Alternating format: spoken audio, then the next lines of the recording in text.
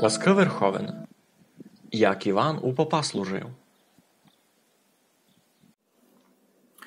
Жила раз у іному селові худобна фамілія.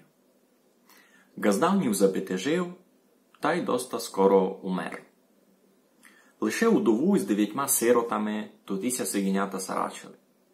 Реут дома, грошей не є, негодна вона газду даже похоронити. Єдну сиренчу мала вдова, ож майстарший син Іван був фест шиковний. Знав, що якося із хоч чого викрутити.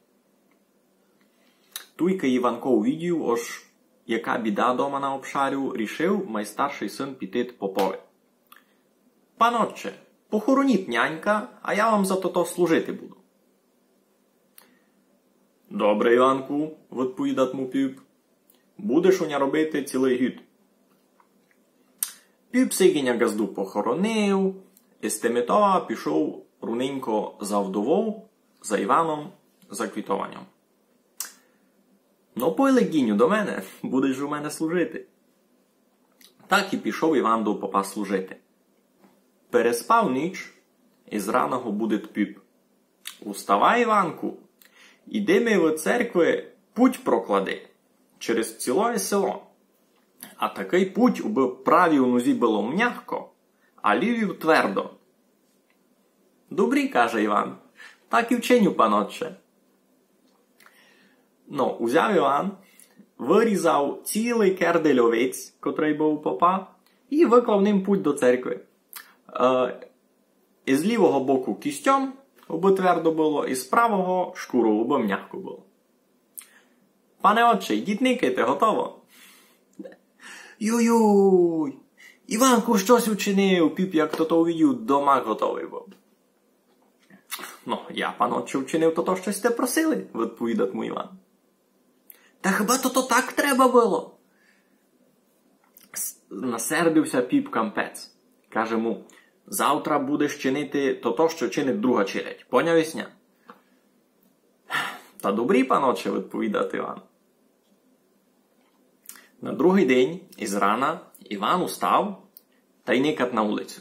Никат вонка на хижі худобняка, там якийсь ковдош виліз му на стріху та солому си тиргат помаленько.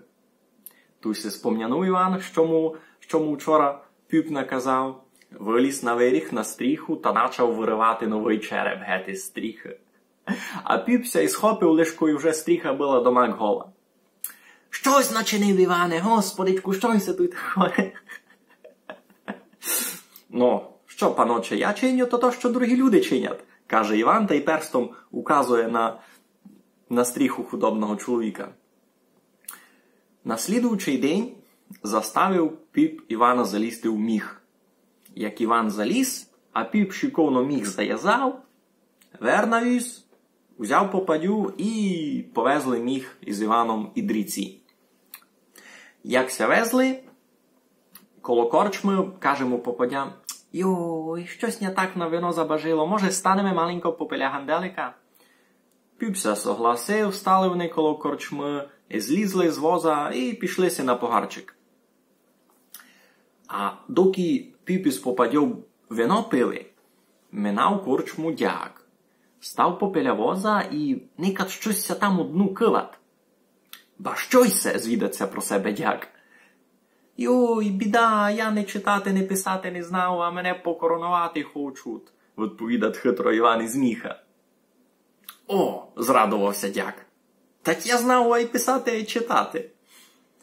«Ану, міняймося, най тебе покоронують», – каже Іван. Дяк розв'язав міх, Іван виліз, дяк се заліз у дну. Іван наскоренько міх зав'язав гет і втіки, дулі путем. Той вийшов піп із попадьов, сілися на віз, повезли його дріці, вийшли на міст і вели міх дулі у воду. На сьому казочці конець, пес забився в горниць.